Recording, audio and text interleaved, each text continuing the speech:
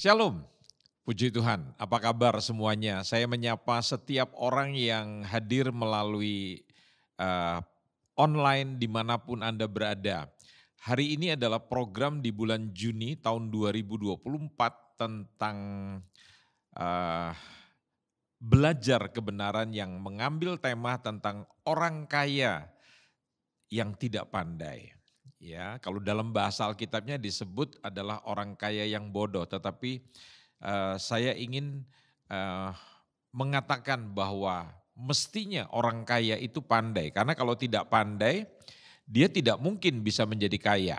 Ya, karena orang kaya itu dia pandai mengelola manajemennya, keuangannya. Ya, dia bisa melakukan penjualannya, marketingnya luar biasa, mengelola organisasi di dalam perusahaannya hebat sekali. Jadi sebetulnya kalau dia bisa menjadi kaya, dia adalah orang pandai. Tapi kenapa kok Tuhan mengatakan bahwa orang kaya yang di dalam Alkitab ini adalah orang kaya yang tidak pandai. Jadi dia eh, hidup tidak berdasarkan kecerdasan yang sebenarnya. Nah, kita mulai dengan membuka Alkitab kita dalam Injil Lukas ayat 12, maksud saya ayat 13 sampai dengan ayat yang ke-21. Saya akan membacakan atau kita buka Alkitab bersama-sama dan kita akan membaca bersama-sama. Begitu, sudah siap? Oke, dalam ayat 13 dikatakan seorang dari orang banyak itu berkata kepada Yesus, "Guru, katakanlah kepada saudaraku supaya ia berbagi warisan dengan aku." Tetapi Yesus berkata kepadanya, "Saudara, siapa yang telah mengangkat aku menjadi hakim atau pengantara atas kamu?" Katanya lagi kepada mereka, "Berjaga-jagalah dan waspadalah terhadap segala ketamakan. Sebab walaupun seorang berlimpah-limpah hartanya, hidupnya tidaklah tergantung daripada kekayaannya itu." Sekarang ayat 16. Kemudian Yesus mengatakan kepada mereka suatu perumpamaan. Kata Yesus, ada seorang kaya, tanahnya berlimpah-limpah hasilnya. Ia bertanya dalam hatinya, apakah yang harus aku perbuat? Sebab aku tidak mempunyai tempat di mana aku dapat menyimpan hasil tanahku. Lalu katanya, inilah yang akan aku perbuat. Aku akan merombak lumbung-lumbungku dan aku akan mendirikan yang lebih besar dan aku akan menyimpan di dalamnya segala gandum dan barang-barangku. Sesudah itu aku akan berkata kepada jiwaku, jiwaku, ada padamu banyak barang, tertimbun untuk bertahun-tahun lamanya, beristirahatlah, makanlah, minumlah, dan bersenang-senanglah. Tetapi firman Allah kepadanya, hai engkau orang bodoh, pada malam ini juga jiwamu akan diambil daripadamu dan apa yang telah kau sediakan untuk siapakah itu nanti. Demikianlah jadinya dengan orang yang mengumpulkan harta bagi dirinya sendiri, jikalau ia tidak kaya di hadapan Allah. Jadi kalau saudara melihat perikop ini, kita akan mendapatkan sebuah pesan Injil dari apa yang kita baca barusan. Ada seorang pemilik majalah besar di Amerika yang terkenal di dunia, yaitu majalah Forbes. Pemiliknya adalah Malcolm Forbes itu. Jadi Forbes ini menggambarkan sebuah pandangan materialisme. Dia mengatakan bahwa he who dies with the most toys wins, atau kalau diterjemahkan itu adalah dia yang mati dengan mainan yang paling banyak itu adalah yang dianggap sebagai pemenang. Sehingga banyak orang beranggapan yang dimaksudkan dengan toys ini, mainan ini adalah kalau orang bisa mengumpulkan harta yang banyak, maka dia disebut adalah orang yang bisa hidup di dalam sebuah kepuasan, dalam sebuah kemenangan. Nah, pandangan ini tentu bertolak belakang daripada kebenaran, saudara-saudara. Jadi kalau orang dunia beranggapan semakin banyak harta, hidup kita akan semakin terpuaskan gitu. Sebagai seorang yang sudah ditebus oleh Kristus, tentunya kita mengerti bahwa ini bukan kebenaran. Tetapi apakah salah pertanyaannya? Apakah merupakan sesuatu hal yang buruk kalau saudara ingin kaya, saudara ingin menjadi sukses? Nah, mari kita melihat di dalam perumpamaan yang kita baca tadi dari ayat 13 sampai dengan 21, orang kaya yang disebut oleh Yesus adalah orang kaya yang bodoh. Tetapi saya mengatakan orang kaya yang tidak pandai. Ini hanya untuk menggelitik saudara. Karena memang orang itu kalau dia bisa kaya, itu karena dia pandai. Orang kalau tidak pandai, tidak mungkin dia bisa kaya. Nah, seorang dari orang banyak itu berkata kepada Yesus, perhatikan ayat 13, "Guru, katakanlah kepada saudaraku supaya ia berbagi warisan dengan aku." Kita tahu pada waktu itu Yesus itu sedang berbicara pada ribuan orang.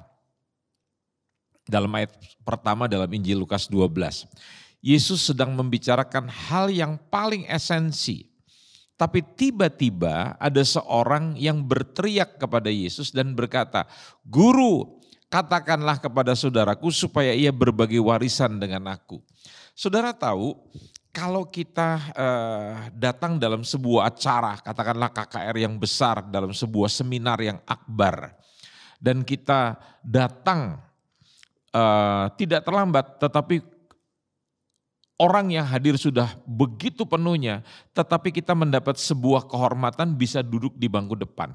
Dan kita bisa melihat pembicaranya itu langsung berhadapan dengan kita. Ya, pembicaranya mungkin sedang berbicara, tiba-tiba karena kita pas berhadapan muka, kita memberanikan diri dengan mengangkat tangan dan kita berkata, "Bolehkah saya tanya sesuatu?" Saudara tahu yang ditanyakan itu tidak ada hubungannya dengan keselamatan, tidak ada hubungannya dengan soal dosa apa segala macam. Tetapi dia bertanya tentang warisan. Ya, kalau saudara perhatikan di sini. Dan yang kita tanyakan itu tentunya bukan lantas spontan tiba-tiba itu. Tentu orang menghadiri sebuah acara itu sudah membuat persiapan dulu. Dan saudara tahu yang ditanyakan ini adalah hal yang dianggap penting oleh orang itu. Dan dia bukan bertanya yang tadi saya bilang tentang pengampunan dosa, tentang hidup kekal. Tetapi dia bertanya tentang warisan. Jadi dapat kita simpulkan bahwa yang sedang dipikirkan oleh orang ini itu adalah uang. Dan saudara tahu firman Tuhan itu memang banyak membahas tentang uang, tentang warisan atau harta. Ya. Jadi waktu Tuhan berbicara tentang warisan, tentang harta, ataupun tentang uang, itu sebetulnya Tuhan sedang berbicara tentang hati. Ya, itu yang perlu saudara mengerti. Alkitab banyak sekali berbicara mengenai uang atau kepemilikan. Ada 16 dari 38 perumpamaan Yesus yang berkaitan dengan uang. Dan satu dari setiap 10 ayat dalam perjanjian baru itu berkaitan dengan uang. Alkitab berbicara mengenai doa, mengenai iman, itu dalam 500 ayat. Tetapi Alkitab berbicara mengenai uang, itu dalam 2000 ayat lebih. Jadi kita lihat 4 kali lipat pada waktu Tuhan membahas masalah uang dibandingkan dengan masalah iman ataupun masalah doa. Jadi artinya apa? Ini adalah sesuatu yang sangat krusial, sangat penting sekali. Jadi sebetulnya Tuhan sedang membicarakan hati kita. Anda ingat, di mana hartamu, di situ hatimu. Ya, jadi kita bisa melihat kemana harta kita mengalir, itulah gambaran tentang hati kita. Ya, jadi pada waktu Tuhan bicara tentang uang, harta, warisan ini, dia tidak sedang bicara tentang uang dalam pengertian yang sebenarnya. Kenapa? Karena Tuhan tidak tertarik pada uang saudara. Jangan saudara pikir Tuhan itu mata duitan begitu. Tuhan gak butuh uang saudara, orang dia memiliki alam semesta ini. Tapi dia sedang apa itu namanya? Berbicara tentang hati manusia. Ayat 13. Seorang dari orang banyak itu berkata kepada Yesus, "Guru, katakanlah kepada saudaraku supaya ia berbagi warisan dengan aku." Saudara tahu dalam tradisi orang Yahudi, anak sulung itu mendapatkan bagian warisan 2/3 dari total kekayaan orang tuanya. Dan adiknya nomor 2, adiknya nomor 3, adiknya nomor 4, kalau itu 4 bersaudara.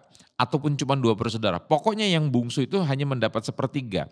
Jadi kalau misalnya adiknya 3 orang, kakaknya tetap dapat 2/3 yang sulung, adiknya yang nomor 2, nomor 3, nomor 4 itu 1/3 dibagi 3 orang.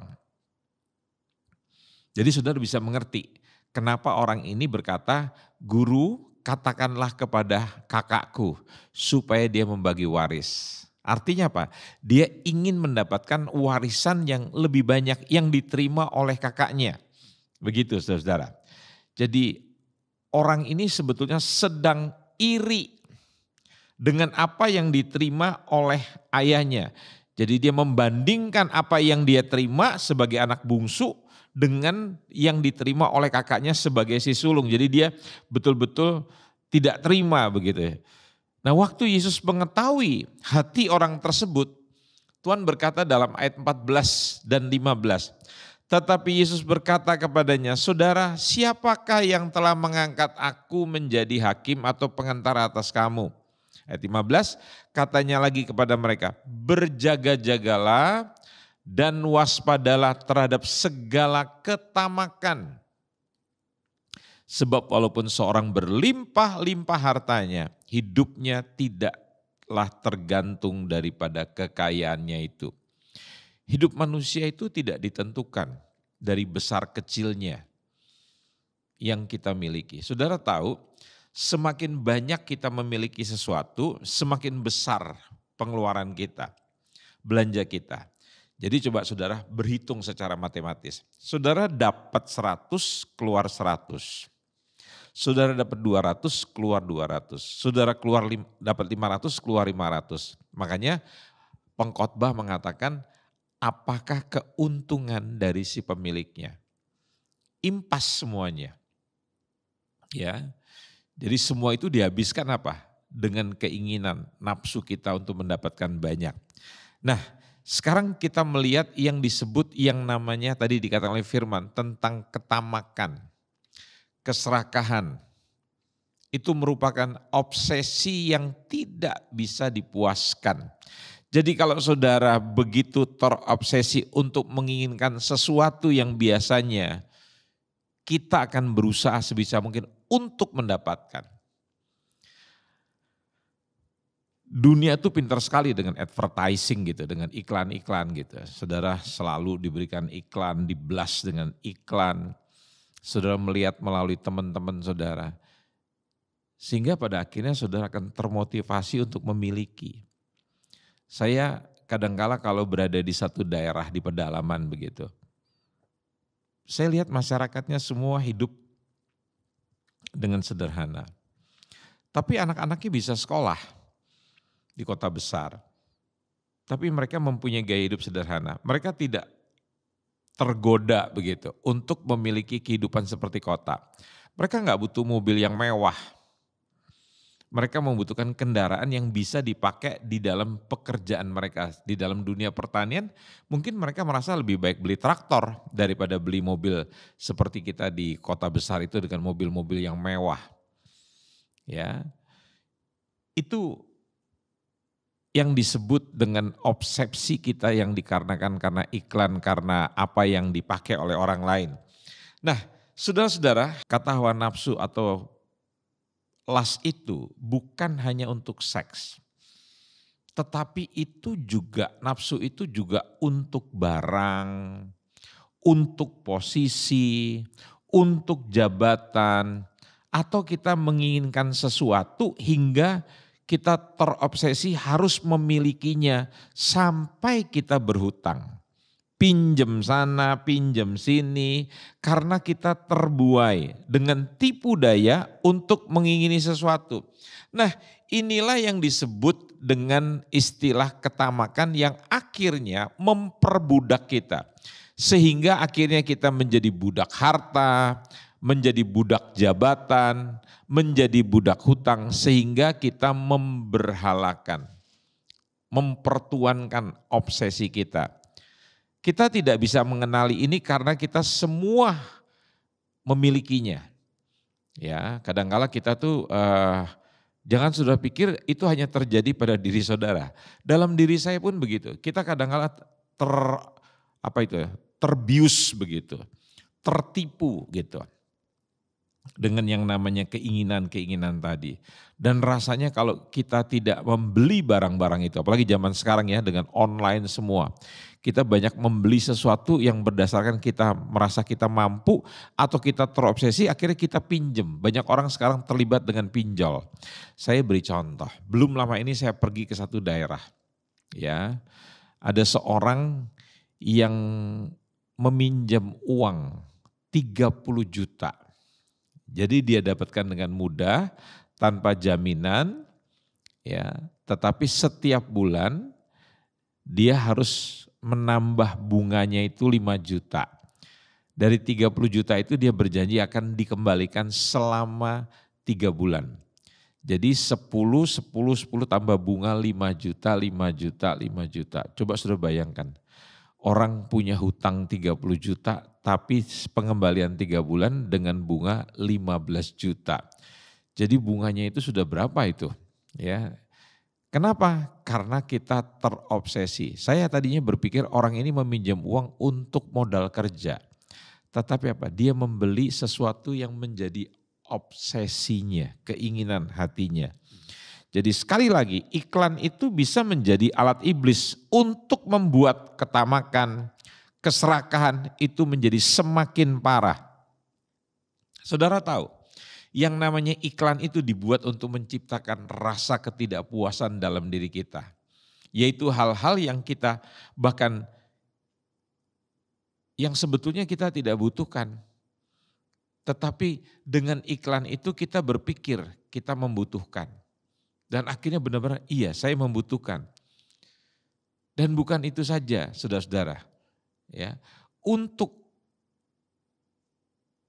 semua orang itu betul-betul termakan dengan iklan.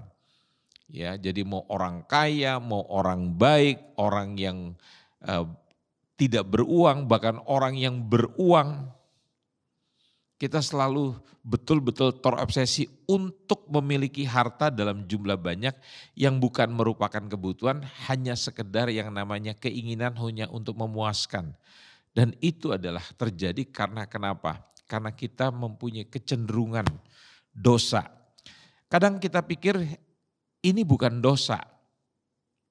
Sesungguhnya saudara tahu dosa itu sudah ada dari sejak zaman dulu kala. Itu sebabnya dikatakan dalam Keluaran pasal yang ke-20, dalam hukum yang ke-10 dikatakan bunyinya begini. Jangan kamu mengingini rumah sesamamu. Jangan mengingini istrinya atau hambanya laki-laki atau hambanya perempuan atau lembunya atau keledainya atau apapun yang dipunyai sesamamu. Dan ini ayat ini bunyinya hampir sama dengan apa yang dikatakan dalam perjanjian baru Kolose 3 ayat yang kelima. Karena itu matikanlah dalam dirimu segala sesuatu yang duniawi. Yaitu percabulan, kenajisan, hawa nafsu, nafsu jahat dan juga keserakahan. Pleoneksia dalam bahasa lainnya.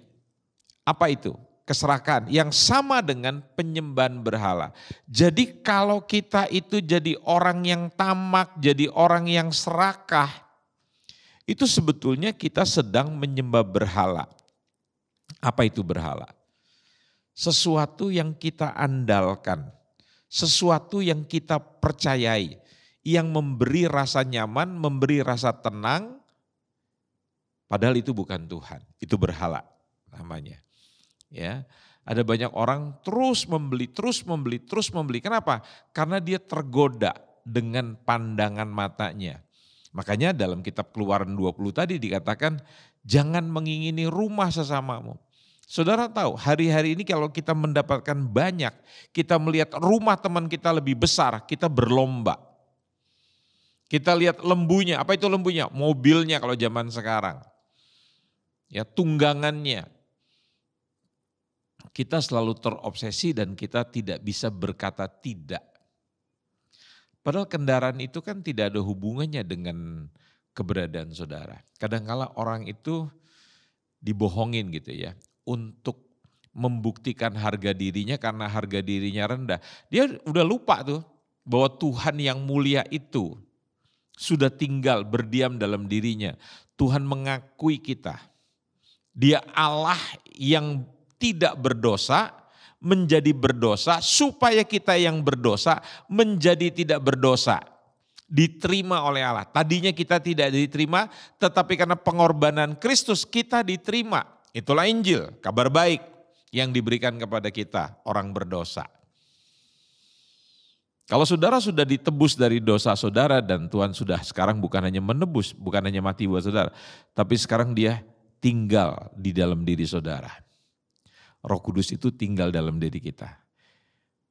Kita nggak perlu pengakuan, nggak peduli jam tangan saudara merek apa, harganya berapa, cincin saudara asli atau imitasi, itu nggak penting, saudara pakai hanya sebagai aksesoris. Bukan untuk dalam rangka pamer, untuk membuktikan pada orang lain, nih lihat saya sekarang sudah berhasil, saya sudah sukses. Supaya orang tidak merendahkan diri saudara. Jadi kita membangun keberhargaan kita itu di atas barang-barang yang kita beli. Ya, sangat menyedihkan.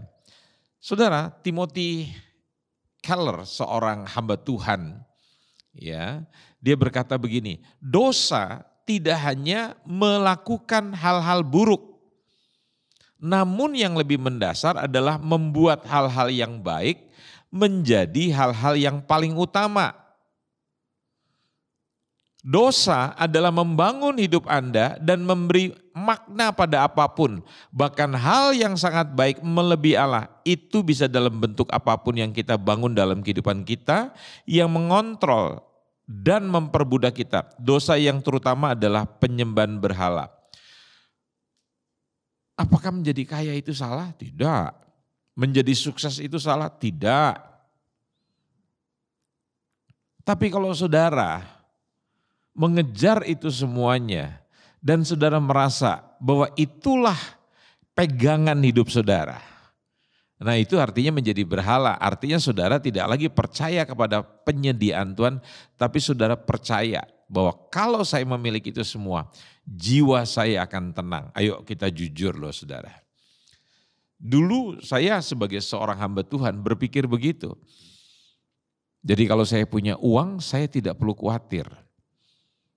Ya, tetapi saudara tahu orang punya banyak uang dia khawatir. Khawatirnya apa? Kalau uang itu nanti hilang.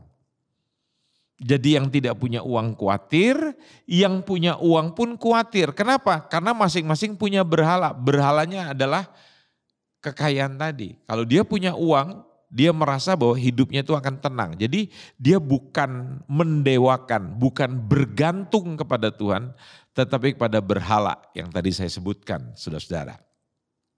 Ya, perhatikan di dalam ayat 15, katanya lagi kepada mereka, berjaga-jagalah dan waspadalah terhadap segala ketamakan.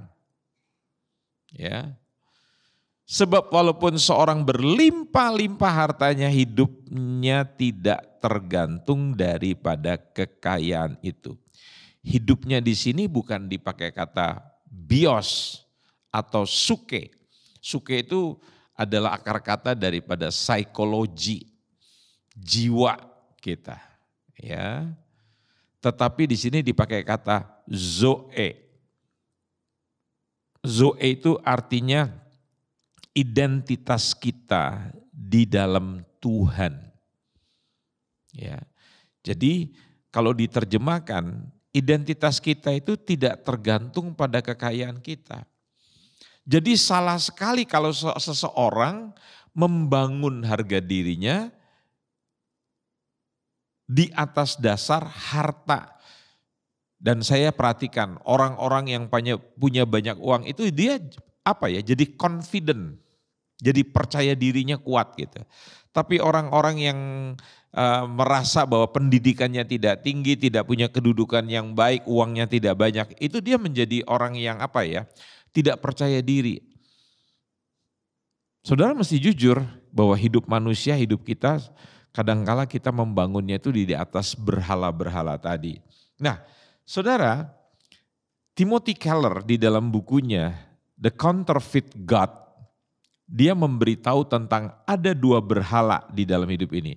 Satu berhala yang tersembunyi, yang kedua adalah berhala yang kelihatan. Mungkin saudara bertanya, apa yang dimaksudkan berhala yang kelihatan? Tim Keller bilang, berhala yang kelihatan adalah misalnya kemewahan. Yaitu orang yang suka beli barang mewah. Sekalipun dia harus berutang, rela begitu, demi mendapatkan kemewahan itu. Hari ini kan orang merasa saya harus punya tas LV, harus punya tas yang bermerek H itu, saya harus punya jam tangan yang mahal, saya harus memakai sepatu dengan baju-baju dengan merek-merek tertentu buatan Paris begitu. Nggak bisa buatan Indonesia, Pulau Gadung begitu, di Solo begitu. Mesti yang barang-barang yang branded gitu, yang bermerek mewah gitu. Ya. Tetapi saudara, orang yang disebut memiliki berhala yang tersembunyi adalah orang yang suka membeli sesuatu untuk mendapatkan status atau penghargaan yang lain. Kalau yang tadi itu pokoknya pengen dapat barang-barang mewah gitu. Tapi kalau yang ini dia membeli sesuatu itu untuk menunjukkan siapa dirinya. Nah, ada juga orang yang hidupnya sederhana, saudara-saudara. Nggak kelihatan. Hidupnya di rumah yang sederhana, pakaiannya sehari-hari sederhana. Tapi waktu dia meninggal dunia, ternyata asetnya itu banyak sekali, simpenannya itu banyak sekali. Nah, ini orang tidak kelihatan kekayaannya, kelihatannya sederhana, tetapi dia tetap punya berhala. Kelihatannya dia nggak punya berhala, ternyata dia punya berhala. Berhalanya apa? Karena simpanannya yang banyak itu, makanya dia menjadi tenang. Perhatikan kata ayat 15b dalam Injil Lukas yang tadi kita baca. Sebab walaupun seorang berlimpah-limpah hartanya, hidupnya tidaklah bergantung daripada kekayaannya itu. Nah, sekarang kita lihat baca ayat selanjutnya ayat 16 tentang perumpamaan tentang orang kaya yang bodoh. Yang mengatakan bodoh itu bukan saya. Yesus mengatakan ini orang kaya yang bodoh. Kalau saya bilang dia pandai sebetulnya bisa mengelola perusahaannya jadi besar, tapi di mata Tuhan dia tidak cerdas. Jadi saya suka sekali mengatakan ini orang kaya yang tidak cerdas. Boleh saja dia pandai tapi dia tidak cerdas begitu. Bahkan firman Tuhan kan mengatakan ada orang yang dianggap pandai tetapi dia nggak bisa mengalahkan nafsunya. Itu bukan orang yang bijak. Ya, jadi bedakan dengan orang yang pandai dengan orang yang bijak begitu. Ada banyak orang pandai tapi tidak bijak, tidak cerdas begitu kira-kira. Kemudian ia mengatakan kepada mereka suatu perumpamaan katanya, ada seorang kaya tanahnya berlimpah-limpah hasilnya, ia bertanya dalam hatinya, apakah yang harus aku perbuat sebab aku tidak mempunyai tempat di mana aku dapat menyimpan hasil tanahku. Lalu katanya inilah yang akan aku perbuat. Aku akan merombak lumbung-lumbungku dan aku akan mendirikan yang lebih besar dan aku menyimpan di dalamnya segala gandum dan barang-barangku. Kalau dia tidak pandai, tidak mungkin. Asetnya itu melimpah. Jadi ini orang pandai, makanya dia kaya. Sesudah itu aku akan berkata kepada jiwaku, jiwaku ada padamu banyak barang tertimbun untuk bertahun-tahun lamanya, beristirahatlah, makanlah, minum dan bersenang-senanglah. Tapi firman Tuhan berkata, hai engkau orang bodoh. Jadi yang bilang bodoh itu bukan saya. Pada malam ini jiwamu akan diambil daripadamu. Dan apa yang telah kau sediakan untuk siapakah itu nanti. Demikian jadinya dengan orang yang mengumpulkan harta bagi dirinya sendiri. Jikalau ia tidak kaya di hadapan Allah. Apa sebetulnya yang menjadi kebodohan daripada orang kaya ini, saudara? Dia mengumpulkan hartanya itu bagi dirinya sendiri. Kalau saudara melihat orang ini punya tanah yang hasilnya berlimpah-limpah, apakah ini bukan anugerah, berkat Tuhan? Saya harus jawab, iya. Tidak semua orang, saudara, bisa memiliki tanah dengan hasil yang begitu melimpah ruah. Tetapi yang menjadi kebodohannya di sini, dia tidak menyembah Tuhan dengan berkat kekayaannya yang merupakan sebetulnya titipan Tuhan. Yang merupakan pemberian Tuhan.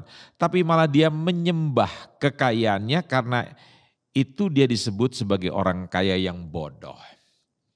Perhatikan, ya, kita lebih tertarik kepada pemberiannya daripada pribadi sang pemberinya. Hati-hati loh saudara. Ya, itu disebut orang bodoh. Nah, kalau begitu apa definisi kekayaan? Maksud saya orang kaya di hadapan Allah. Ayat 22 sampai 32. Karena itu aku berkata kepadamu, jangan khawatir akan hidupmu, akan apa yang hendak kamu makan, dan janganlah khawatir pula akan tubuhmu, akan apa yang hendak kau pakai. Sebab hidup itu lebih penting daripada makanan, tubuh itu lebih penting daripada pakaian. Kalau kita punya kerajaan, saudara, ya, artinya apa yang Bapak punya itu kita juga punya. Karena dalam ayat 32, janganlah takut hai kamu kawanan kecil, karena Bapakmu telah berkenan memberikan kamu kerajaan itu. Jadi ini tidak berbicara tentang harta, tetapi tentang kecukupan. Bicara tentang hubungan kita dengan Tuhan. Kita bukan kaya karena kita memiliki aset barang gitu loh. Tapi karena Anda mempunyai hubungan dengan Kristus. Jadi Kristus itu adalah kekayaan saya, kekayaan saudara, harta kita yang paling berharga. Daud pernah mengatakan dalam Mazmurnya, dia bilang gini, semua boleh kau ambil daripadaku, asalkan jangan kau meninggalkan aku. Saudara tahu, Yesus pernah bilang pada orang kaya ini, ya, juallah hartamu, bagikan pada orang miskin, dan ikutlah aku. Tapi orang kaya ini menjadi sedih, kenapa? Karena dia berpikir harta itu yang menjadi berhalanya itu jauh lebih penting. Karena dia berpikir yang menyediakan hidupnya, menjamin hidupnya adalah harta yang begitu banyak.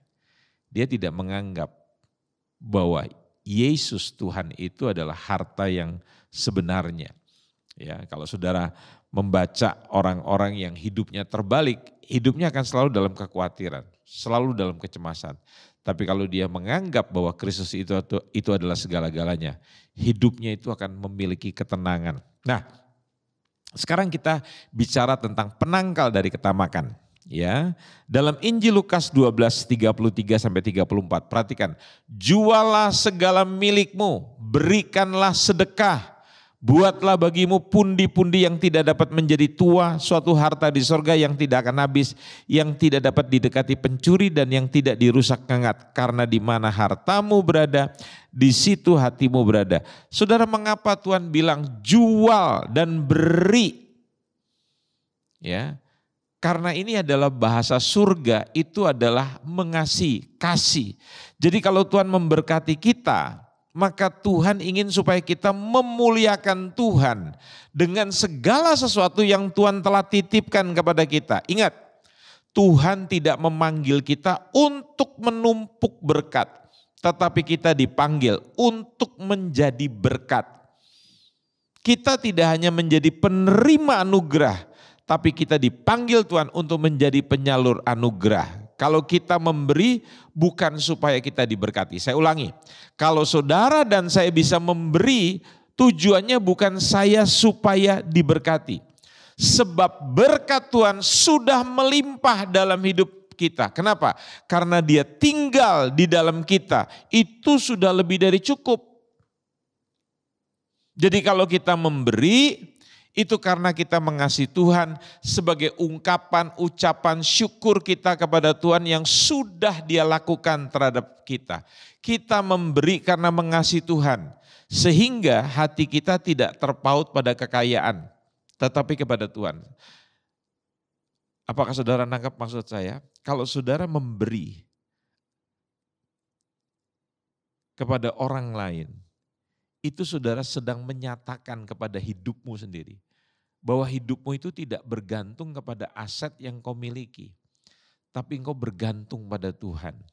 Kenapa saya memberi? Karena saya sudah diberkati Tuhan. Karena di dalam hidup saya memiliki harta yang sesungguhnya, yaitu Kristus. Jadi pada waktu Kristus itu bekerja dalam hidup saudara, maka saudara tidak akan pernah bisa menjadi orang yang kikir. Sebagai ayat penutup, saya akan membaca dalam 2 Korintus 8 ayat 8 sampai 9. Yuk kita buka Alkitab kita baca sama-sama ya. 2 Korintus 8 ayat 8 sampai 9. Sebab kalian mengetahui betul bahwa kita sangat dikasihi oleh Yesus Kristus Tuhan kita. Ia kaya, Ia membuat dirinya menjadi miskin untuk kepentinganmu, supaya dengan kemiskinannya itu kalian menjadi kaya. Apa yang paling kaya dalam hidup saudara? Karena saudara memiliki Kristus. Kalau saudara memiliki Kristus, itu sudah cukup. Semua akan dipelihara. Saya teringat satu hari semasa saya masih sangat belia sekali, remaja, masih SMP. Ya, biasanya kalau kami pergi itu kan kami diberi apa itu namanya, sangu itu dalam bahasa Indonesia itu diberi apa itu namanya, uang begitu ya. Supaya nanti kalau di jalan, di acara apa kita bisa membeli begitu. Tapi saya saking senangnya untuk pergi, saya tidak membawa perbekalan gitu, tidak membawa bekal gitu. Dan saya langsung pergi saja. Lantas pada waktu acara, ya selesai, saya lihat teman-teman saya semua pada beli makan di kantin, mereka punya uang, mereka lantas buka apa itu namanya makanan yang disiapkan oleh orang tua dari rumah. Saya lantas tertegun begitu, saya bilang loh kok saya bisa lupa. Jadi tatkala saya melihat semua orang makan, saya mendapati diri saya harus gigit jari tidak makan. Tapi tidak terlalu lama, hanya dalam hitungan ya mungkin 5 menit begitu. Saya melihat tiba-tiba ada seseorang datang kepada saya. Dan dia bilang begini, nih kamu kan tadi lupa bawa bekal. Ya, papamu tadi menitipkan kepada saya. Wah saya kaget sekali, saya melihat ada tas, di dalamnya ada makanan dan ada kue-kue segala macam, ada minuman.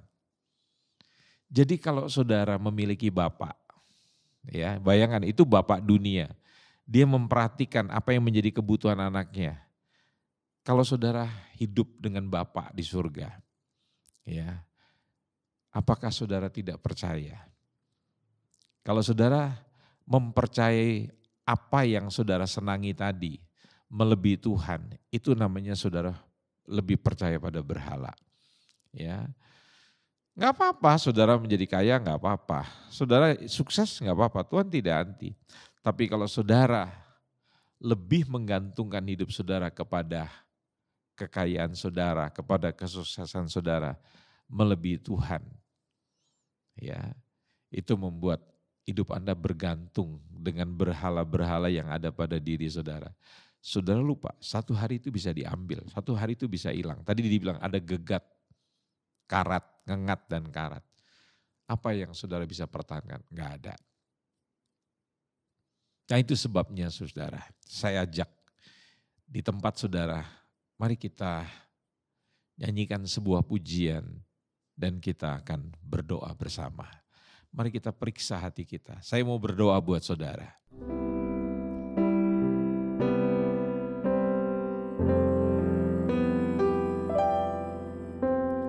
Ku tak membawa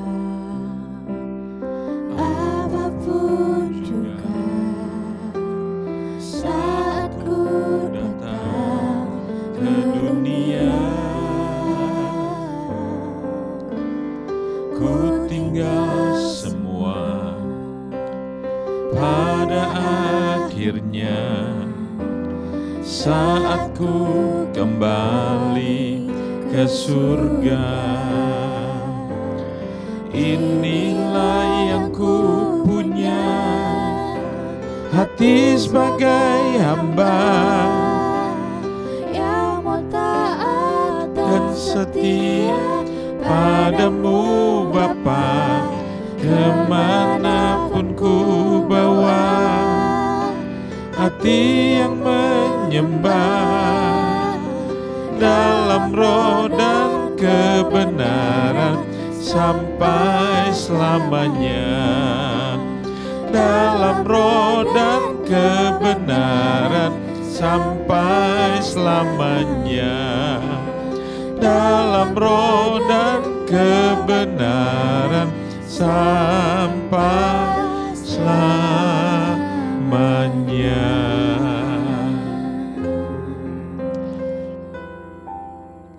Mari kita memeriksa hati kita. Apakah hidup kita sangat bergantung dengan apa yang kita miliki, bukan bergantung kepada Tuhan? Mari kita memeriksa hati kita dengan jujur. Kita tidak perlu malu. Kita minta ampun sama Tuhan. Kalau kita mempunyai hal-hal yang tersembunyi dalam hati kita, Bapak, Ibu, Saudara-saudara, kita boleh rendah hati, kita boleh jujur. Gimana caranya supaya kita tidak tamak? Mari kita belajar hidup di dalam kasih. Kalau Tuhan mempercayakan kepada kita, mari kita belajar membagi, belajar memberi. Kita memberi bukan karena supaya kita diberi banyak lagi oleh Tuhan. Kita memberi karena kita sudah diberkati Tuhan. Kristus itu hidup di dalam diri kita. Itu harta yang luar biasa. Di tempat saudara berada, periksa hati saudara. Dan saya akan mengajak saudara mengangkat tangan saudara di tempat engkau berada. Atau engkau taruh tangan di atas dada dan engkau berkata, Tuhan, saya mau jujur. Seringkali saya lebih percaya kepada pemberian Tuhan ketimbang si pemberinya, yaitu Tuhan sendiri. Hari ini saya mau betul-betul bertobat. Saya mau menjadikan Tuhan itu adalah harta saya yang utama. Saya tidak bergantung pada apapun juga. Tidak ada sesuatu yang aku sembah, yang aku utamakan dan hatiku di situ. Tapi hatiku hanya kepada Tuhan saja. Ampuni aku Tuhan Yesus. Biar aku mengerti kebenaran-Mu. Biar kami menjadi orang yang hidup senantiasa mengandalkan Tuhan. Karena hidup kami tidak bergantung seperti kata Tuhan. Waspada, berjaga-jagalah. Bahwa hidup manusia tidak bergantung dengan besarnya harta. Tapi kami bergantung kepada Tuhan. Biar hari ini kami tenang, kami percaya. Kalau Tuhan diam di dalam kami, ada jaminan yang luar biasa. Terima kasih Bapa. Hamba-Mu berdoa memberkati setiap kami yang sudah hadir dalam tayangan secara online ini. Biarlah berkat Allah Bapa, kasih sayang daripada anak Allah yang tunggal Tuhan kita Yesus Kristus, di dalam persekutuan Allah Roh Kudus memberkati saudara sekalian mulai hari ini sampai Tuhan datang pada kali yang kedua. Yang diberkati Tuhan sama-sama kita katakan amin. Tuhan memberkati kita sekalian, sampai jumpa dalam belajar kebenaran pada bulan yang akan datang.